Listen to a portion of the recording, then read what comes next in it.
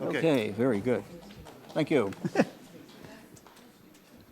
Well, good afternoon, everyone. I will be very brief, tell you a little bit about our solicitation that we have coming up. I certainly appreciate the invitation of the organizers of the symposium for allowing me to tell you folks about this.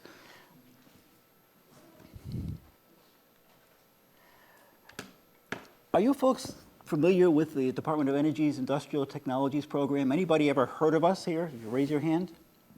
Yeah, that's what I figured. Nobody knows. Well, one person knows who we are. Oh, that's two people. Yeah, very good.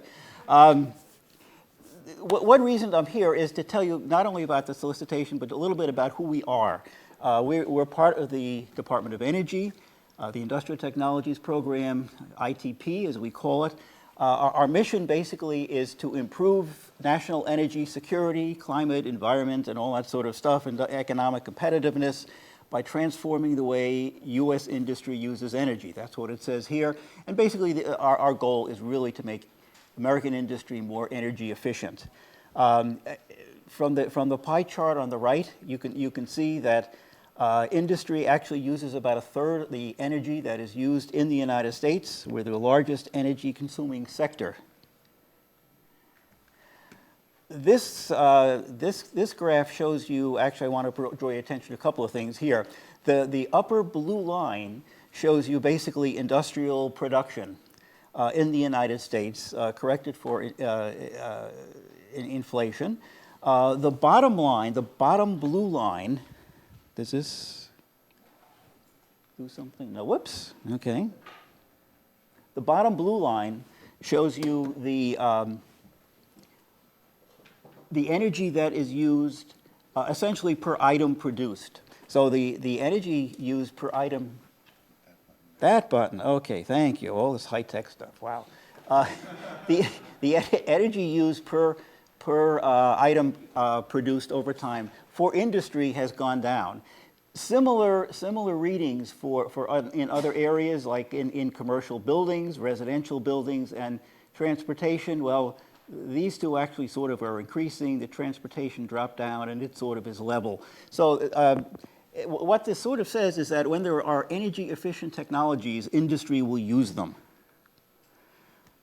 We have two parts of the Industrial Technologies Program. One is what we call energy efficiency research and development. That's where I am from, and that basically is to develop specific technologies to be used by industry. The other is technology delivery and technology deployment, and that basically is to provide some information to help industry to operate more energy efficiently. And our overall goal, and this is part of congressional legislation, is to drive a 25% reduction in energy intensity over a 10-year period. What areas do we cover, especially in R&D? We work on in two different ways. One is industry specific. These industries are basically the big energy consuming industries, mostly the rust bucket industries. They also produce large amounts of waste, aluminum, chemicals, basically paper making, metal casting, steel, also petroleum refining is in there. Again, these are very large energy consuming industries.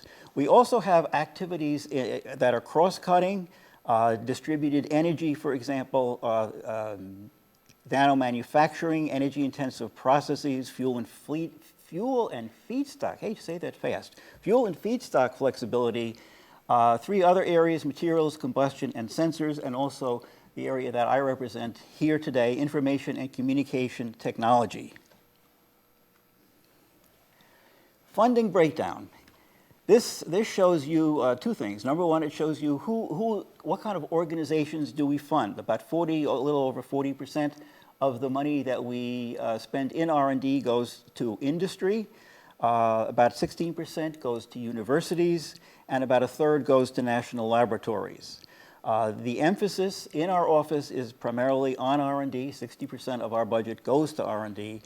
About a quarter of it goes to deployment type activities, and we have actually a fairly extensive analytical agenda to say which areas we should be working in and what it is we should be doing in those areas. We have, over the years, delivered quite a few results. We've supported over 600 R&D projects. Of these, about a third of them have become commercial.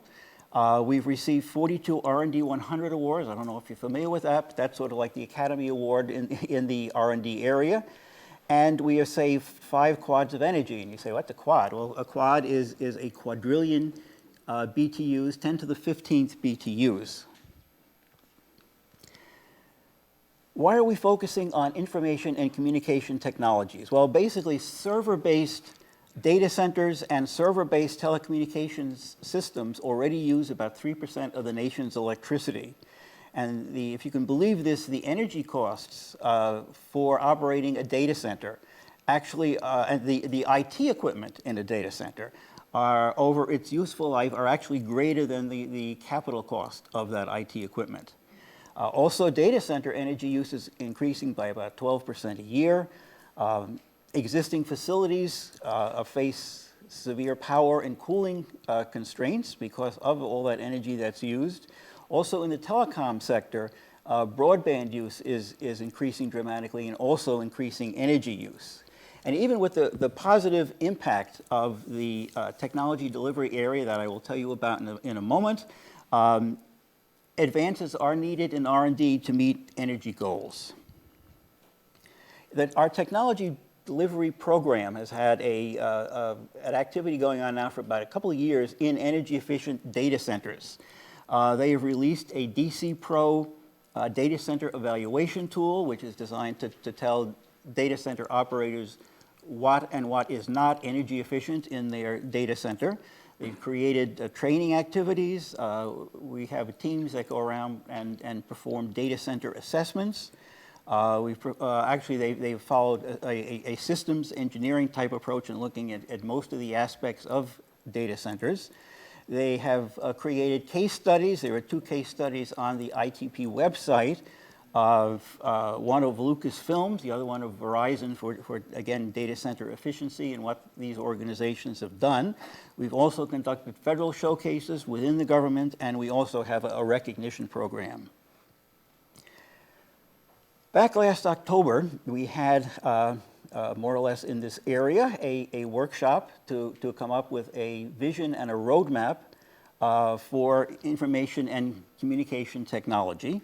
The workshop was held at Yahoo, and we had additional support for the workshop from Emerson, the Silicon Valley Leadership Group, and the Telecommunications Industry Association. And the reason we held the workshop was basically to envision the future of ICT and also to identify approaches to dramatically improve energy efficiency. And it was basically a roadmap. Who came? Well, maybe some of you actually have come. I run into a few of you today. Actually, people from telecom and data center operators, equipment and software developers, and R&D folks. The focus is on 3 different areas: IT equipment and software, power supply chain, and cooling. And a draft vision and roadmap was released last month and is now on the internet. And that is this. I have a very limited number of copies of this available right here. And I'll leave those outside on the registration desk, if that's okay. What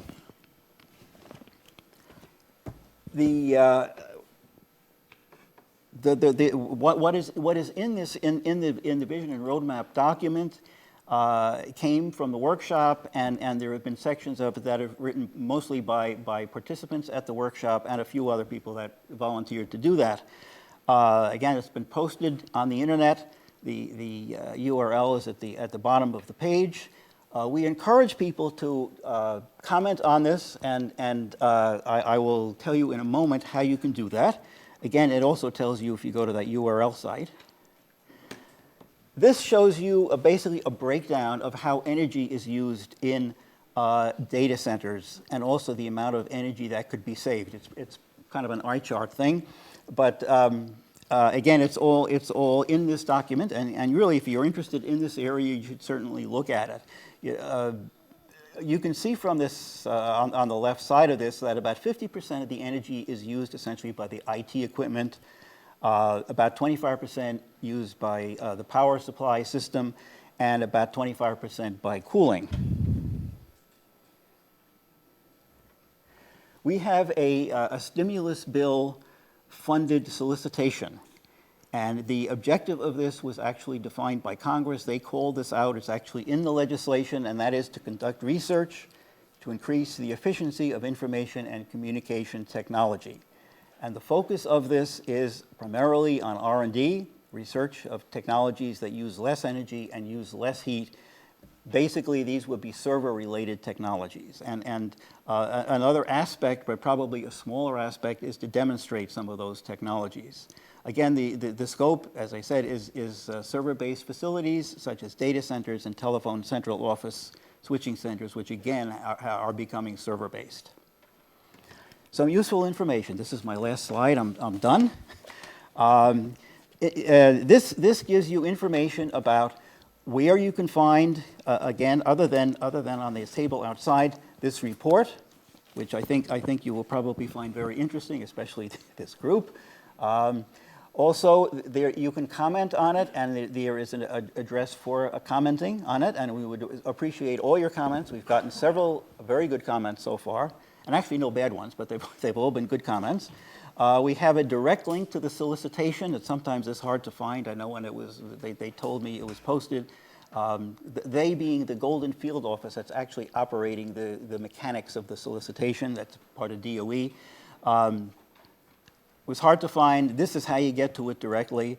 You can submit questions and see answers to those questions that are posted on fedconnect.net. Applications on this solicitation are due July 21st, just before midnight Eastern time. So even though you guys are on the West Coast here, it's got to be Eastern time, and even though it's run by people in Golden, Colorado, it still is East Coast time. And again, if you're not familiar with us, it might be useful to you to look at our website. Now, I've got actually many copies of this last slide, and I'd be happy to also leave those outside so people can go to these websites and look up any of this stuff that you might be interested in. Thank you. Thank you. Any questions?